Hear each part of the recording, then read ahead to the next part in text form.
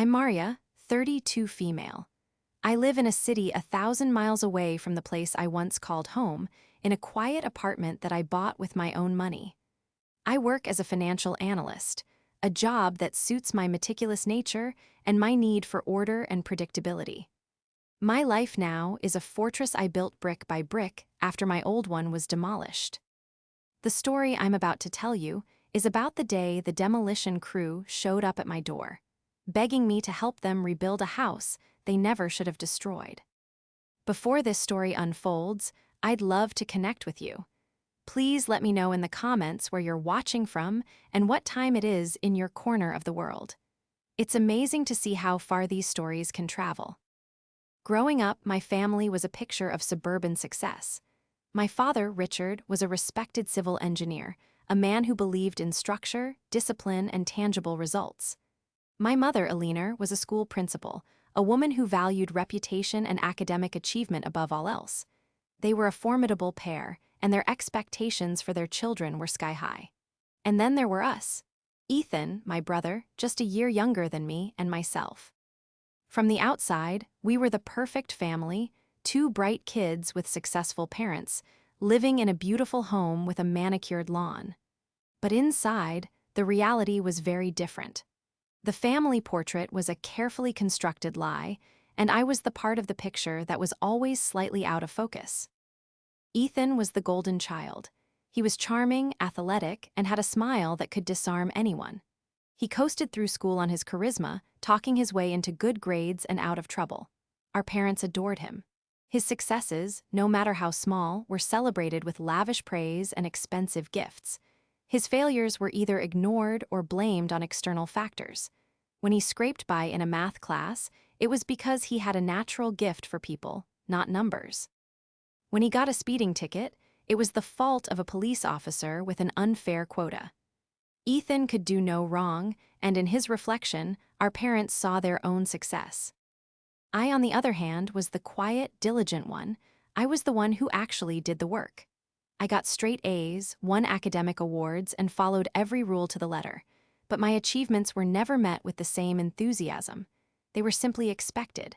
A perfect report card earned a nod of approval, while a single B+ would prompt a serious discussion about my lack of focus. My father would say, "Excellence is the standard, Maria, not the exception." My mother would add, "Your brother has the charm, you have the grades. You can't afford to let those slip." The dynamic was clear. Ethan was the heart of the family, and I was the brain. But in our family, heart always trumped brain. I spent my childhood and teenage years trying to earn the kind of unconditional approval that Ethan received for simply existing. I joined the debate team, the math club, and volunteered at the local library. I did everything I could to be the perfect daughter, hoping that one day they would look at me with the same pride they had for my brother. It never happened. The financial dynamic was just as skewed. When Ethan wanted a brand new car for his 16th birthday, my father co-signed a loan without a second thought.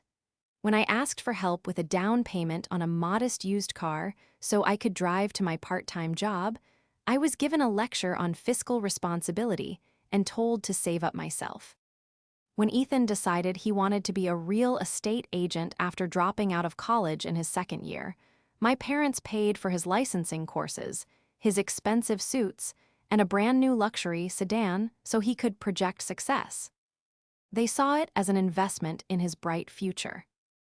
Meanwhile, I worked my way through university, juggling classes with 2 jobs to pay for tuition and living expenses.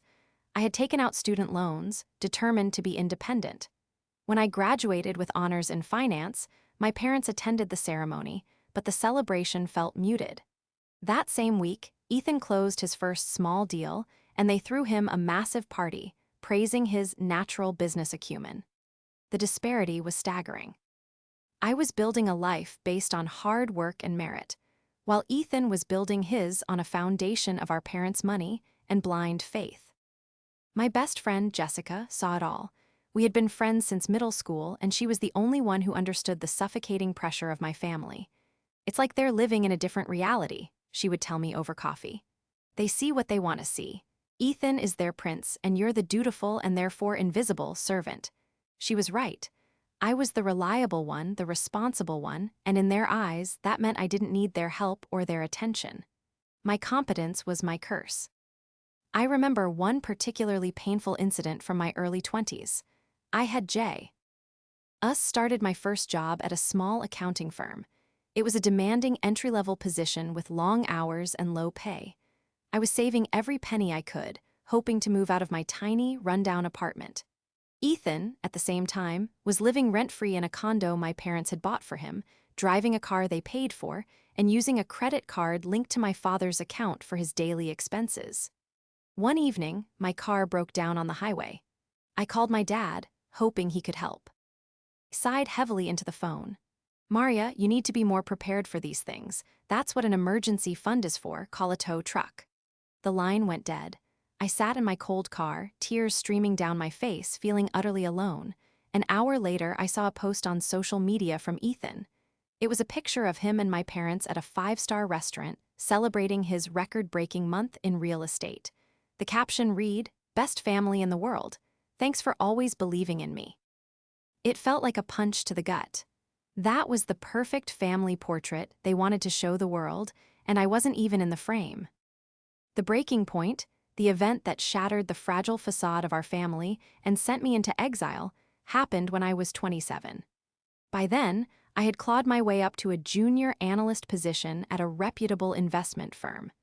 It was the result of years of sleepless nights, relentless work, and sacrificing any semblance of a social life. I was finally starting to feel a sense of stability. I had my own apartment, I was paying off my student loans, and I had a clear career path ahead of me. I was still seeking my parents' approval, a foolish, deeply ingrained habit I couldn't seem to shake. At the same time, Ethan's career as a real estate agent was hitting a rough patch. The market had slowed, and his charm wasn't enough to close deals anymore.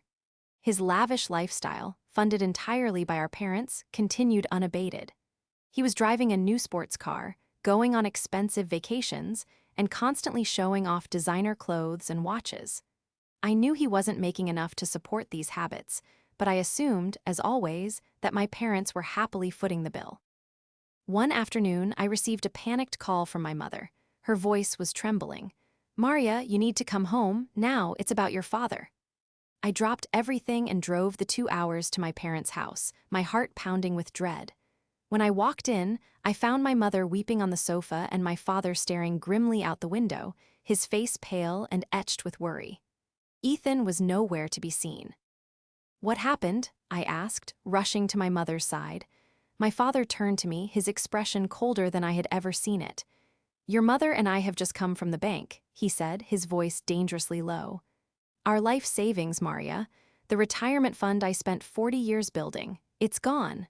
I was stunned. "Gone? What do you mean gone? Was it a market crash? A bad investment?" My mother let out a sob. "It was stolen," she whispered. "Someone forged your father's signature and liquidated the entire portfolio, over $500,000. My blood ran cold. This was a catastrophic loss for them. My father had retired early, and this fund was meant to support them for the rest of their lives. "Who would do that?" I asked, my mind racing. "Have you called the police?" That's when my father looked directly at me, his eyes filled with an accusation so potent it felt like a physical blow. "We know who did it, Maria." He walked over to his desk and picked up a stack of papers, throwing them down on the coffee table in front of me. They were bank statements and transaction records. I saw a series of large, unauthorized wire transfers made over the past 6 months. The signature on the authorization forms was a sloppy, yet passable, imitation of my father's. But the most damning piece of evidence was at the bottom of the pile. A printout of an email from the bank's fraud department. The IP address from which the final transfer was initiated was traced back to the public network of the coffee shop just 2 blocks from my apartment. I stared at the documents, my mind unable to process what they were implying. You think I did this?" I stammered, looking from my father's stone-cold face to my mother's tear-streaked one. "Why would you possibly think that?" my father scoffed. "Don't play dumb. You're the financial expert. You're the one who always felt you were entitled to more. You were always so jealous of what we gave your brother." Suddenly, Ethan walked in, his face a perfect mask of concern and sorrow. "Mom, Dad, I came as soon as I heard," he said, rushing to hug our mother. He glanced at me, his eyes full of pity. "Maria, how could you?" The performance was flawless. He had positioned himself as the dutiful son, arriving to comfort his devastated parents in the face of his sister's monstrous betrayal. The pieces started to click. NTO place with horrifying clarity. The timing of his career troubles, his unsustainable lifestyle, the conveniently traced IP address near my apartment. He had framed me. He must have known I sometimes worked from that coffee shop to get a change of scenery. He had used my proximity, my profession, and my parents' pre-existing perception of me as the resentful, overlooked daughter to create the perfect story. "It wasn't me," I pleaded, my voice cracking.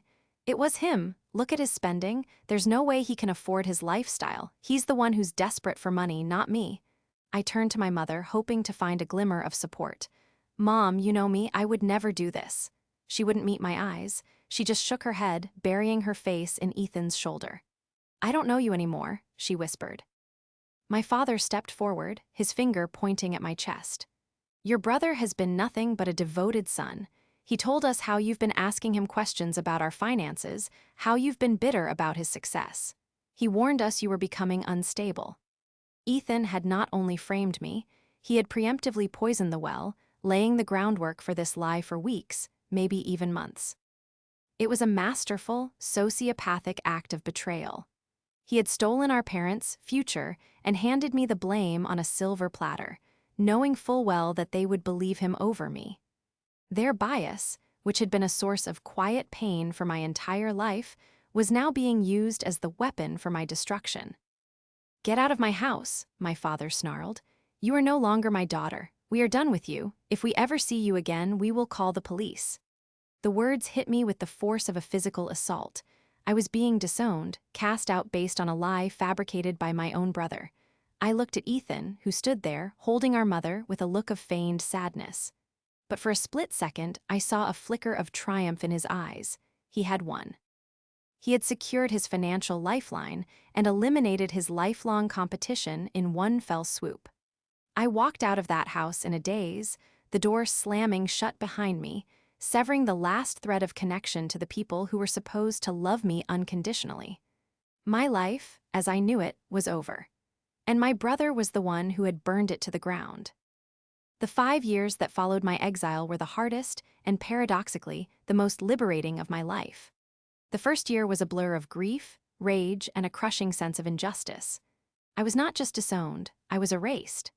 My parents blocked my number, returned my letters unopened, and told the extended family that I had stolen from them and disappeared. I lost aunts, uncles, and cousins who had known me my whole life, all of them accepting the story without a single question. The betrayal was absolute. My friend Jessica was my lifeline. She let me cry on her couch for weeks, listened to my furious rants, and gently encouraged me not to let them destroy me. "This is your chance, Maria," she said one night, her voice firm but kind. "You're finally free from their expectations. You can build a life that's truly yours without constantly looking over your shoulder for their approval." She was right. The pain was immense, but underneath it was a sliver of freedom I had never known. I threw myself into my work with a ferocity I didn't know I possessed. My job in finance was no longer just a career, it was my salvation. Numbers didn't lie. Spreadsheets didn't have favorites. The market was impartial. I worked my way up from junior analyst to a senior position. I moved to a new city, wanting a clean break from the ghosts of my past. I made new friends, developed new hobbies, and slowly, painstakingly, built a new identity for myself, one that wasn't defined by being the scapegoat daughter. I never spoke to my family again. I occasionally heard scraps of information through a cousin who felt sorry for me. I learned that Ethan had become the sole heir and focus of my parents' lives. He had convinced them not to press charges against me, framing it as an act of mercy to protect the family name.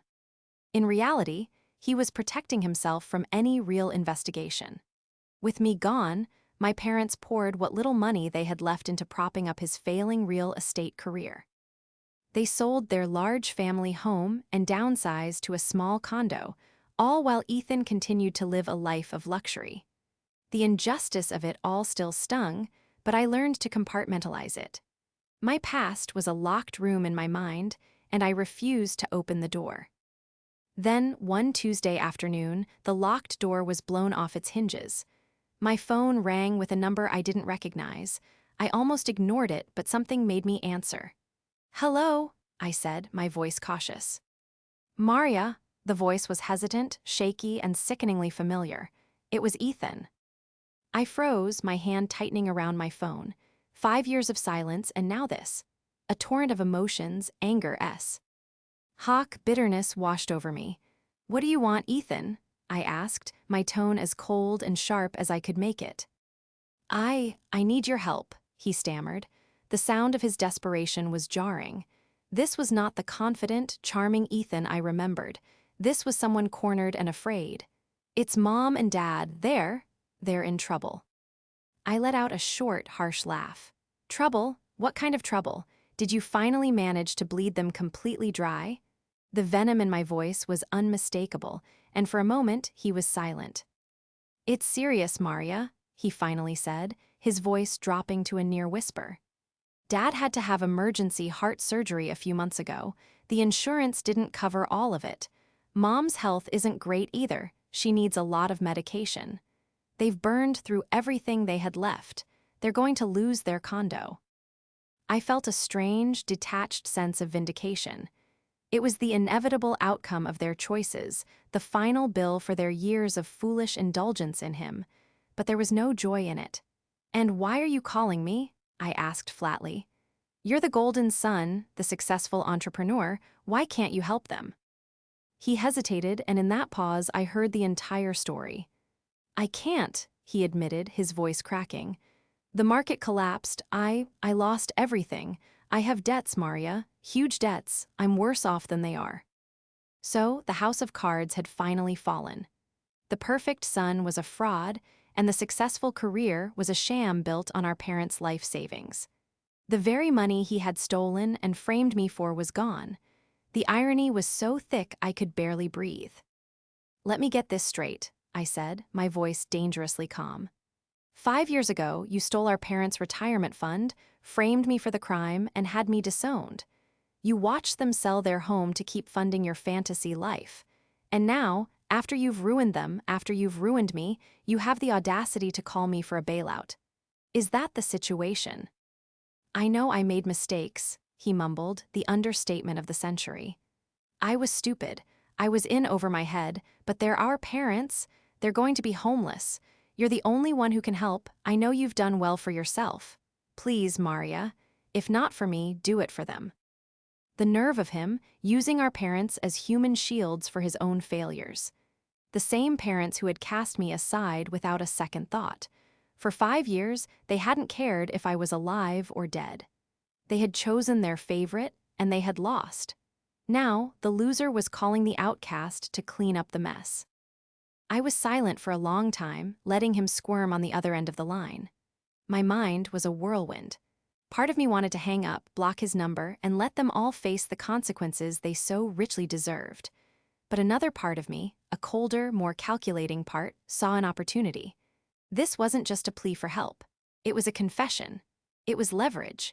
He had just handed me the key to the locked room, and I realized I had the power to do more than just walk away.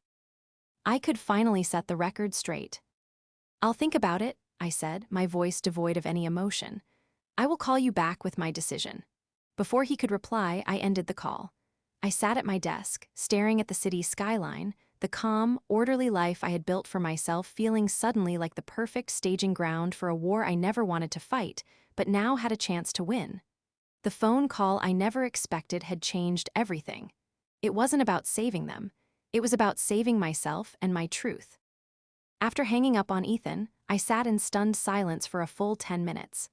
My hands were shaking, not with fear, but with a surge of adrenaline I hadn't felt in years. He had just admitted it. He had acknowledged his mistakes. It wasn't an outright confession to the theft and the frame job, but it was close enough. It was an admission of failure on a scale so massive that it had brought him crawling back to the sister whose life he had torched. My first call was to Jessica. I recounted the conversation with Ethan, my voice a tight, controlled monotone as I laid out the unbelievable request. When I finished, there was a brief silence on her end. "Wow," she finally breathed. "The sheer, unmitigated gall of that guy. So, what are you going to do? Tell him to get lost, I hope." "That's my first instinct," I admitted. "But he handed me something, Jess. Leverage. For 5 years, they've all lived with their version of the story, where I'm the villain. He just gave me the power to burn that story to the ground." As a journalist, Jessica's mind immediately went to strategy. "Okay, so if you're going to do this, you can't go in blind. You need information. Hard evidence. His vague admission on the phone isn't enough. You need to know exactly how bad his situation is and how he got there. You need the full picture before you make a single move." She was right, my analytical brain kicked into gear, pushing the emotional turmoil aside. This was a problem to be solved, a risk to be assessed. I needed data. Over the next week, I transformed into an investigator. My work as a financial analyst had made me an expert at digging through financial records, finding patterns, and uncovering hidden truths in a sea of numbers. Now, I was applying those skills to my own family's disastrous history. I started with public records. It was shockingly easy to find the trail of Ethan's financial implosion. I found property records showing the condo my parents had bought for him had been foreclosed on 2 years ago. There were multiple liens against his name from unpaid creditors. A search of court records revealed he was being sued by a former client for mishandling funds. The successful real estate agent was a financial ghost, leaving a trail of debt and destruction in his wake. Jessica, using her journalistic resources, helped me dig deeper. She found articles about the local real estate market's downturn, which coincided exactly with the time Ethan would have been struggling. But it was more than just a bad market. She found whispers from sources in the industry that Ethan was known for his flashy spending and risky, borderline unethical business practices. He wasn't just a victim of the market. He was a reckless gambler who had finally run out of chips. The next step was the hardest. I needed to know the truth about the money he had stolen from my parents. The original $500,000. Where did it go? I knew from my father that the funds had been liquidated from a brokerage account. While I couldn't access their private account information, I could trace the general flow of money in that time period for someone like Ethan. I started looking into high-risk investments, luxury asset purchases, and anything that a desperate, charismatic fool would throw money at.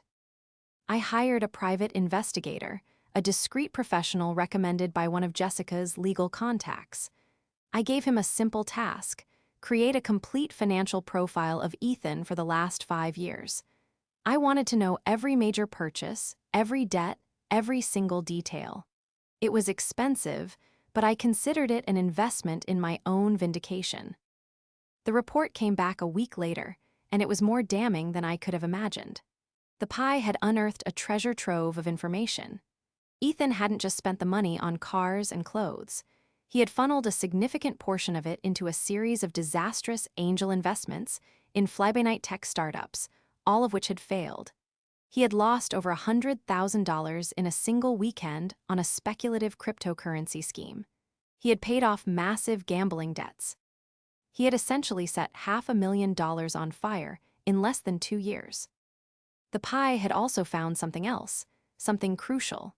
He discovered that a few days after the final wire transfer from my parents' account, Ethan had made a large cash deposit into his own bank account, just under the $10,000 federal reporting limit.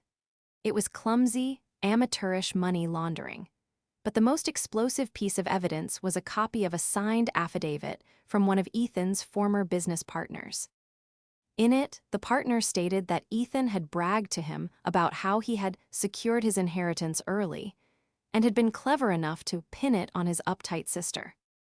I stared at the document, my breath catching in my throat. This was it. This was the proof. It wasn't just a suspicion anymore. It was a signed statement from a witness. My brother had confessed his crime to someone.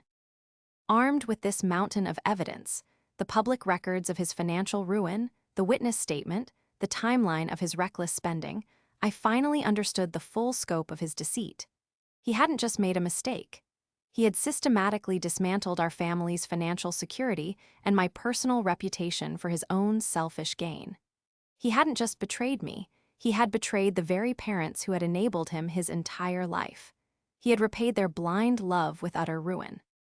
The investigation had peeled back every layer of his lie, revealing the rotten core beneath. He wasn't just a failure, he was a criminal, and he had come to me, the victim of his crime, to save him from the consequences. The anger I felt was cold and clear, like a block of ice forming in my chest. There would be no emotional reunion, no tearful forgiveness. This was a business transaction now. He wanted my help. He was about to find out my price. I finally had everything I needed to draft my terms. With a folder full of irrefutable evidence sitting on my desk, I felt a calm I hadn't experienced in years. The chaotic emotions had settled, replaced by a steely sense of purpose. Ethan wanted a savior. What he was going to get was a reckoning. I spent the next 2 days meticulously crafting my terms. This wasn't going to be a simple loan or a handout. This was going to be a complete restructuring of his life and my family's legacy, with me as the sole architect. When I was ready, I called him back.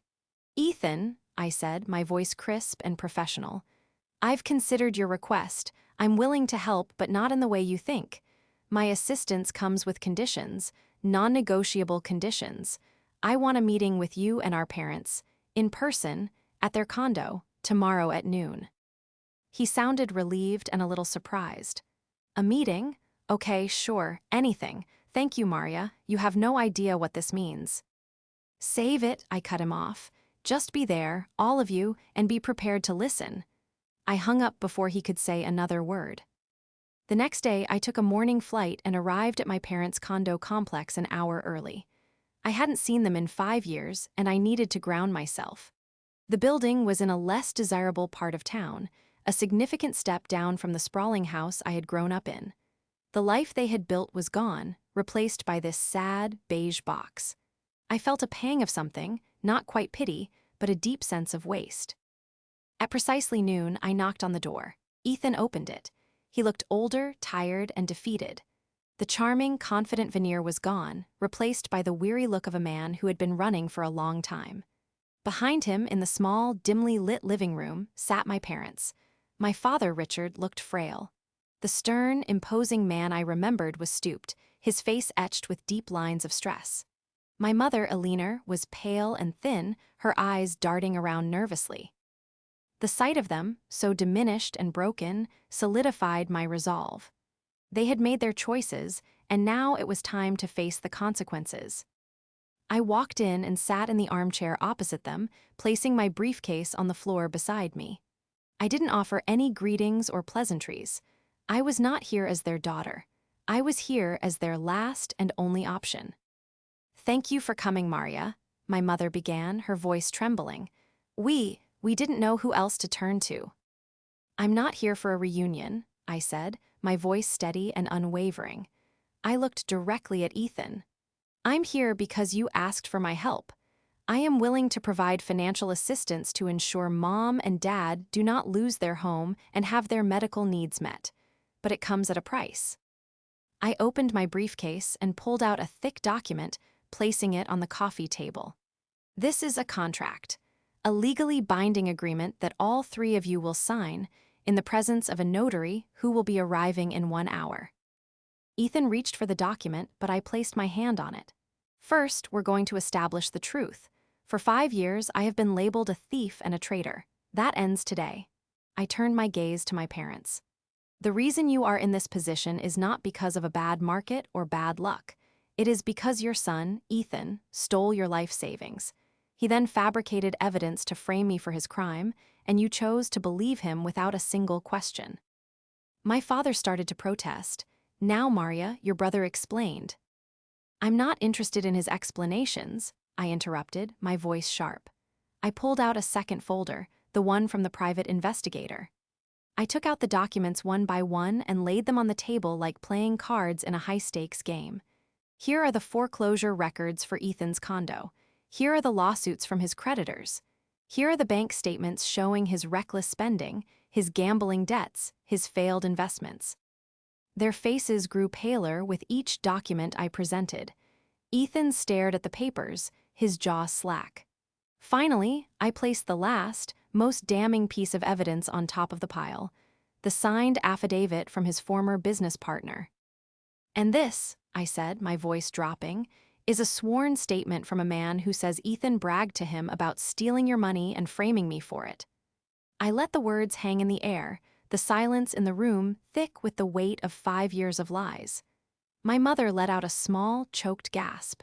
My father simply stared, his mouth slightly agape. I looked at Ethan. His face had crumpled.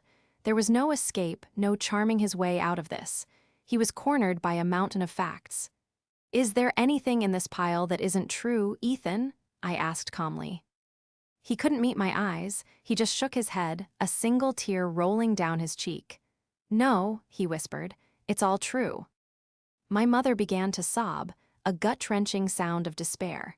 My father just sank back into his chair, looking like a man who had aged 10 years in 10 minutes. The perfect family portrait was finally, irrevocably shattered. "Good," I said, my voice devoid of triumph. "Now that we have established the truth, let's discuss my terms." I pushed the contract forward. "Condition number 1, Ethan will sign a full written confession detailing the theft, the amount, and the deliberate framing of me. It will be notarized and held by my law." "You're—" "Condition number 2, you," I said, looking at my parents, "will call every family member you lied to about me. You will tell them the truth. You will explain that Ethan was the thief and that you wrongly accused me and threw me out. You will clear my name. I want my reputation back. Condition number 3, I continued, I will not be giving any of you a lump sum of money. I will set up a trust, managed by me. The trust will pay the mortgage on this condo and cover pre-approved medical expenses directly. There will be no cash. You will submit bills to me for payment. You will live on your Social Security for all other expenses. The days of handouts are over. And finally, I looked directly at Ethan, you will get a job, a real job, a minimum wage job if you have to. You will provide me with your pay stubs every 2 weeks. A portion of your meager income will be garnished and paid back into the trust. You will work and you will start to pay back what you stole, even if it takes you the rest of your life. You will learn the meaning of earning a living. They stared at me, their expressions a mixture of shock, humiliation, and dawning horror. This wasn't salvation. This was a life sentence of accountability. "This is my offer," I said, standing up. "These are my terms. The notary will be here in 55 minutes. You can either sign or you can face homelessness and ruin on your own. The choice is yours." The hour that followed was the longest of my life. I stepped out onto the small balcony of the condo to give them space, leaving them with the pile of evidence and the contract that would dictate the rest of their lives. The air was cool, and from that height, the city looked distant and indifferent. I could hear their muffled voices from inside, my mother's weeping, my father's low, angry rumble, and Ethan's desperate, pleading tones. They were finally having the conversation they should have had 5 years ago. I felt surprisingly calm. There was no satisfaction in their pain, only a grim sense of necessity. This wasn't about revenge in the fiery, passionate sense. It was about justice. It was about balancing the scales that had been tipped against me for my entire life. I had built a successful life without them, and I didn't need them now. But I did need the truth to be acknowledged. I needed my name cleared. When the notary, a pleasant middle-aged woman, arrived, I led her inside. The scene in the living room was one of utter devastation. My mother's face was swollen from crying. My father looked like a hollowed-out version of himself, and Ethan looked broken. He had a pen in his hand, his knuckles white. "Have you made your decision?" I asked, my voice leaving no room for negotiation. My father looked at me, his eyes holding a complex mix of shame, anger, and grudging respect. "We'll sign," he said, his voice raspy. One by one, they signed the documents. First, Ethan signed his confession, his hand trembling so badly his signature was barely legible. The notary stamped it with an air of professional detachment. Then, my parents signed the main agreement, acknowledging my terms for the trust and their commitment to clearing my name. With each signature, I felt a weight I didn't even realize I was still carrying begin to lift. After the notary had left, I turned to my parents. "The phone calls," I said simply. "You'll make them now, on speakerphone." My mother looked horrified. "Maria, please, can't this wait? It's so humiliating." "Humiliation is being called a thief by your entire family for 5 years," I replied coldly. "Humiliation is having relatives cross the street to avoid you at the grocery store. You will make the calls now, or our deal is void." With trembling hands, my mother dialed her sister, my Aunt Carol. When Carol answered, my mother stumbled through the rehearsed words, her voice thick with shame. "Carol," she began, "I have to tell you something about Maria. It wasn't her. It wasn't Maria who took the money. It was Ethan. We were wrong. We threw out our daughter based on a lie." The silence on the other end of the line was profound. Then, my aunt's voice, full of shock and confusion. "Eleanor, what are you saying? After all these years?" They spoke for a few more minutes, and then my mother hung up, sobbing. Next was my father's turn. He called his brother my Uncle David. His confession was more stoic, more clipped, but just as damning.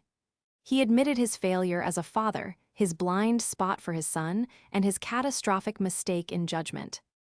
They made 4 more calls, each one a painful, humiliating act of atonement. With every call, I felt another chain breaking. The lies that had defined me in their world were being systematically dismantled. I was no longer the villain of the family story. The truth, cold and hard, was finally being served. When the calls were done, the room was silent, save for my mother's quiet sniffles. Ethan hadn't said a word. He just sat there, staring at the floor, the author of all this misery. "So what now?" my father asked, his voice weary. "You control everything." "I control the trust that will keep a roof over your head," I corrected him. "Your lives are your own, but your financial security is now contingent on my terms and on Ethan's compliance." I looked at my brother. "Your new life starts tomorrow. I expect a report on your job search by the end of the week." He finally looked up at me, his eyes red-rimmed. "Why are you even doing this, Maria? After everything I did, why not just let us drown?" It was a question I had asked myself. "Because letting you drown would be too easy," I said, my voice softer than it had been all day. "You don't learn anything from drowning. You're going to learn what it means to work, to be accountable, to build something from nothing. You're going to experience a fraction of the life I had to live because of you.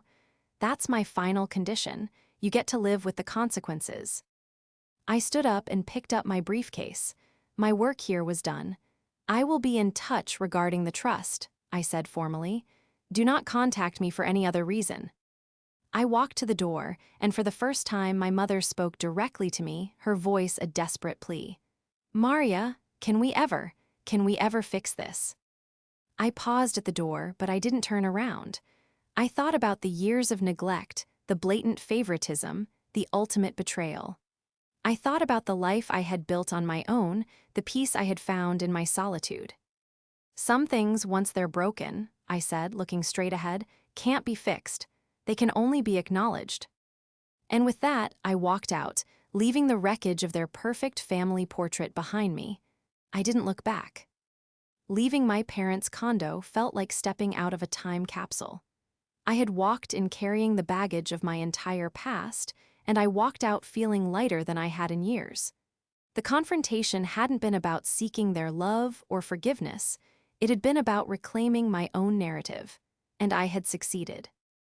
In the months that followed, I executed my plan with the detached efficiency of a CEO managing a hostile takeover.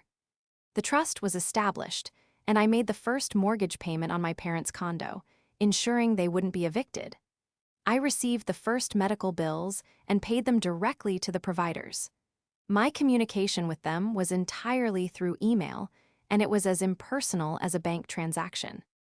They had been reduced to a line item on my budget, a responsibility I had taken on not out of love, but out of a commitment to my own terms.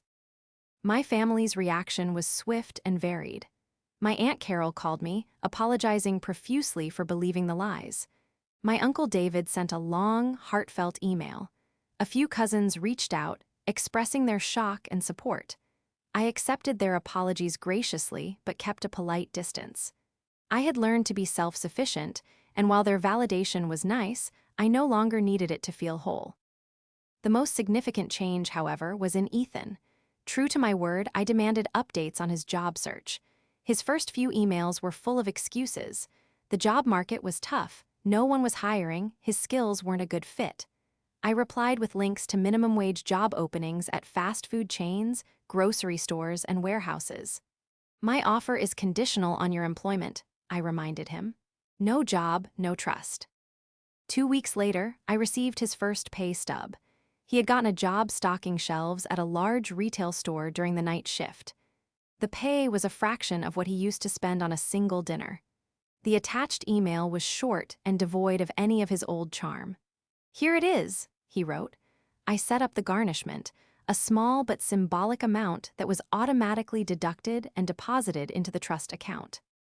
Every 2 weeks, like clockwork, I received another pay stub. I never responded with praise or encouragement. This wasn't about his redemption, it was about his restitution. Through a cousin, I heard that Ethan was exhausted and miserable.